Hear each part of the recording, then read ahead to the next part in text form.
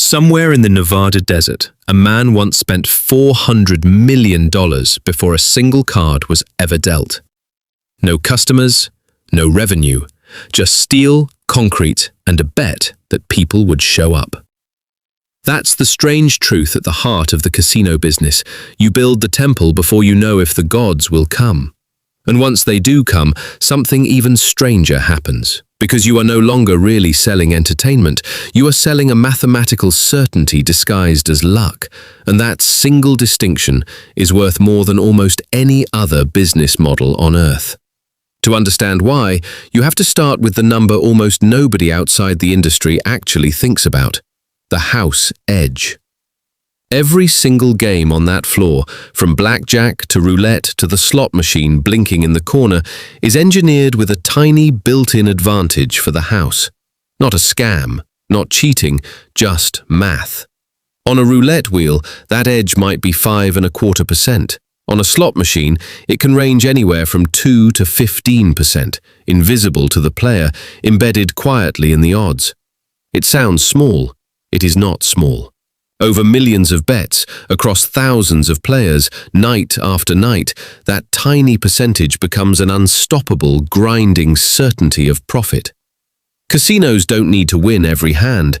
They only need enough hands, played long enough, by enough people, for the law of large numbers to do what it always does.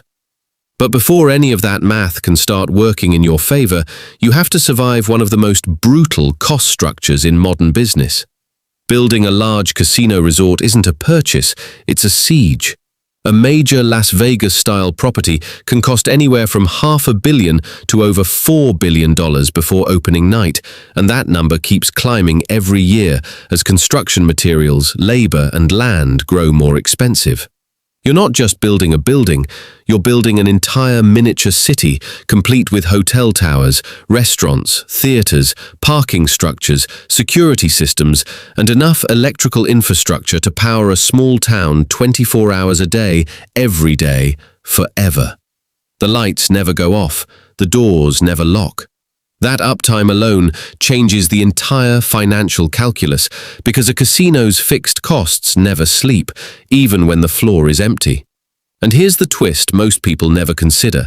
The casino floor itself, the part everyone associates with gambling, is often not even the primary source of revenue for the biggest properties.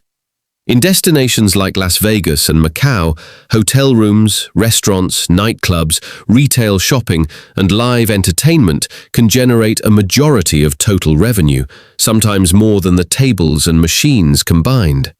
The gambling floor becomes almost a loss leader in some resorts, a magnet designed to pull people through the doors so they spend money everywhere else. That single insight quietly reshaped the entire industry over the last 30 years, turning casinos from gambling halls into full-blown entertainment ecosystems. Before you can even open those doors, though, you need something far harder to obtain than money: permission.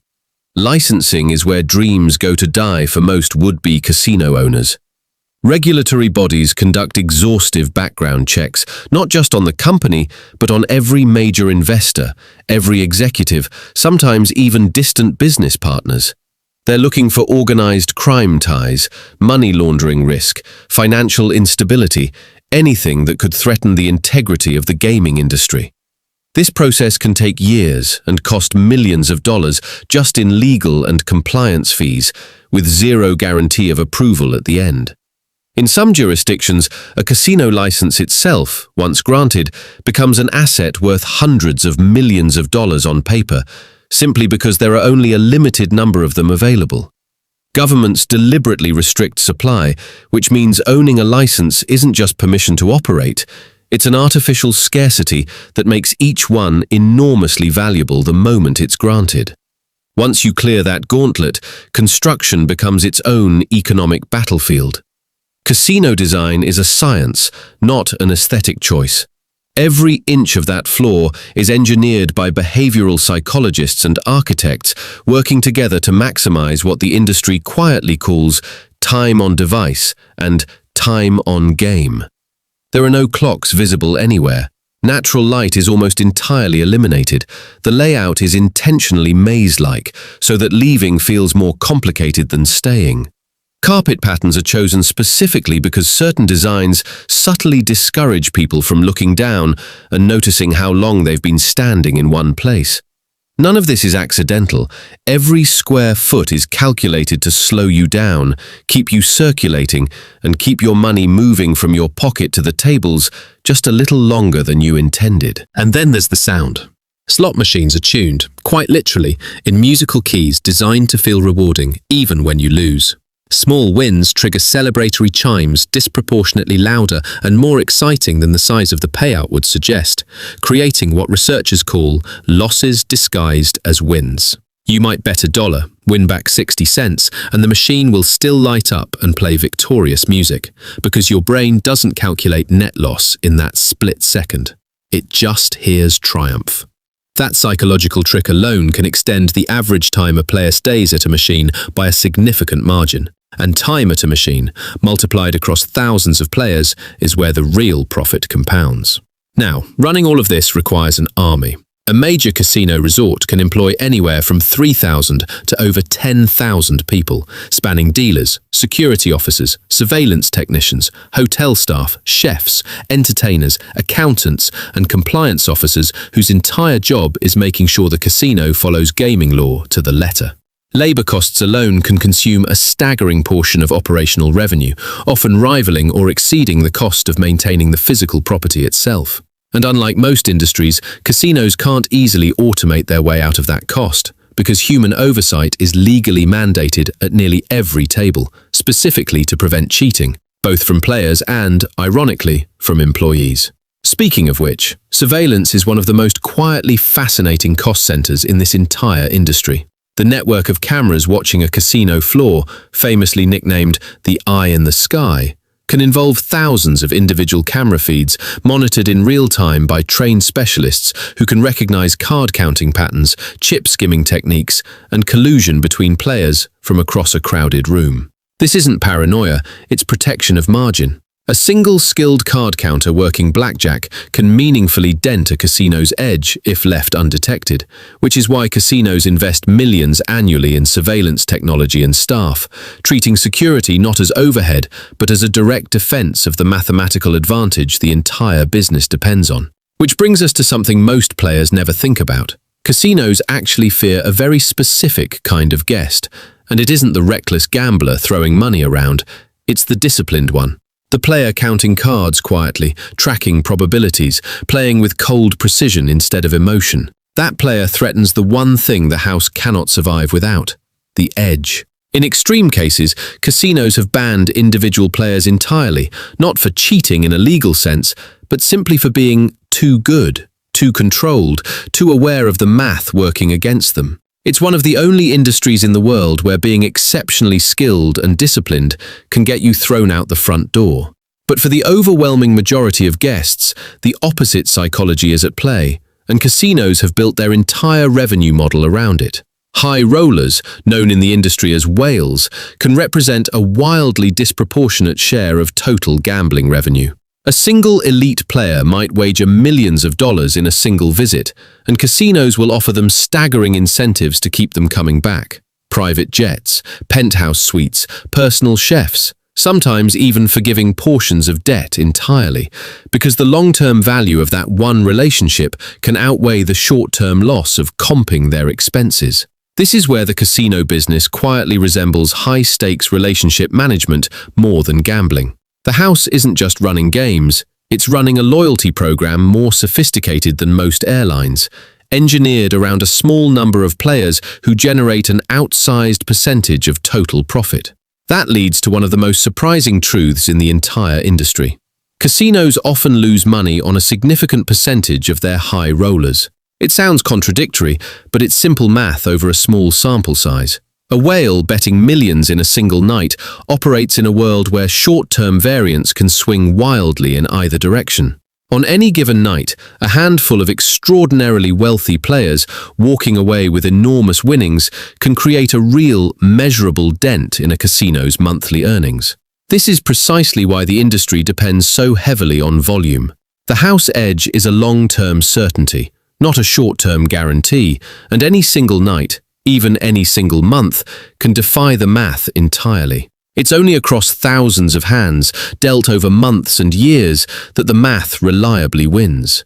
This volatility is exactly why risk management inside a casino is treated with the seriousness of a hedge fund. Casinos actively monitor betting patterns in real time, sometimes adjusting table limits, sometimes quietly discouraging certain bets, all in an effort to smooth out the natural statistical swings that come with gambling at scale. Behind every casino floor sits a team of analysts, essentially running actuarial science, calculating expected value, tracking variance, and predicting long-term outcomes with the same rigor an insurance company uses to price a policy. The casino floor might look like chaos, flashing lights and shouting crowds, but underneath it is one of the most tightly modeled financial operations in modern business. And here's a fact that surprises almost everyone. Slot machines, not table games, generate the overwhelming majority of gambling revenue for most modern casinos, often accounting for well over half of total gaming income. Slots require no dealer,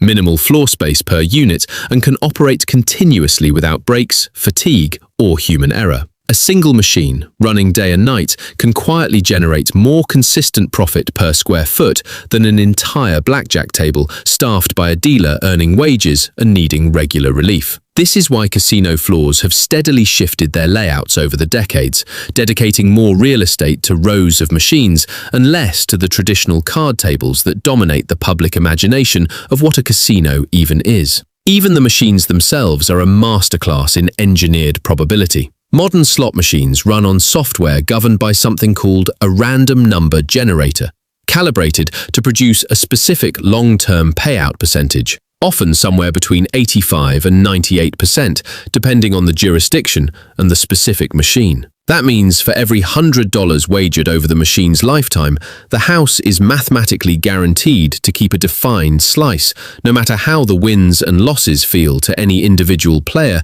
in any individual session. It's not random in the sense most people imagine. It's precisely random, within very carefully engineered boundaries. All of this technology, security, and psychological engineering comes at a steep operational cost, which is why the profit margins in casino ownership are far thinner than most outsiders assume. After accounting for staffing, marketing, comps, taxes, licensing fees, maintenance, and debt servicing on that enormous initial construction cost, many large casino resorts operate on net profit margins in the range of 10 to 20%.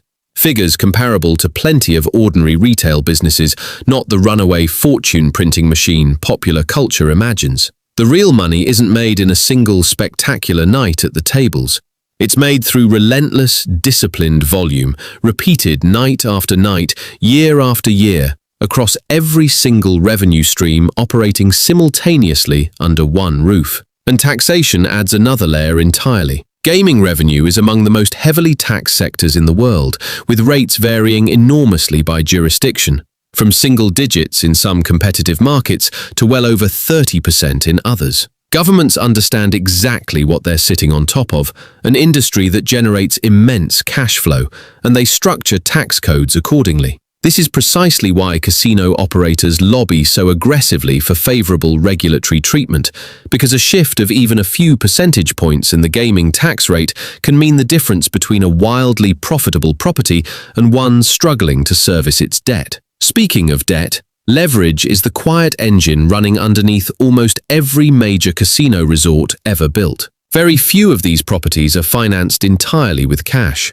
Most are built using enormous amounts of borrowed capital, sometimes billions of dollars in bonds and loans, meaning the property has to generate consistent revenue for years, sometimes decades, just to pay down the debt used to build it in the first place. This is why casino companies are exceptionally sensitive to economic downturns. When consumer discretionary spending drops during a recession, casino revenue can fall sharply, while the enormous fixed debt payments remain exactly the same, creating a dangerous financial squeeze that has bankrupted even some of the most legendary properties in gaming history. Which raises the question everyone eventually asks. If the economics are this brutal, this heavily regulated, this capital-intensive, why do people still fight so hard to get into this business? The answer lies in something almost no other industry can offer at this scale.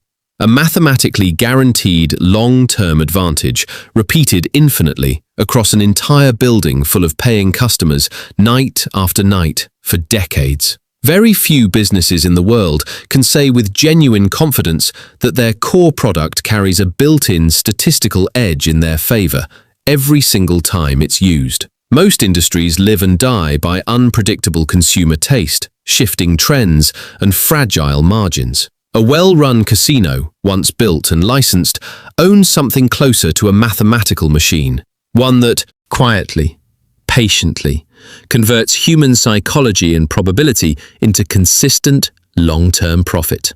That's the real story, hiding behind the neon lights and free drinks and the endless, hypnotic ringing of slot machines.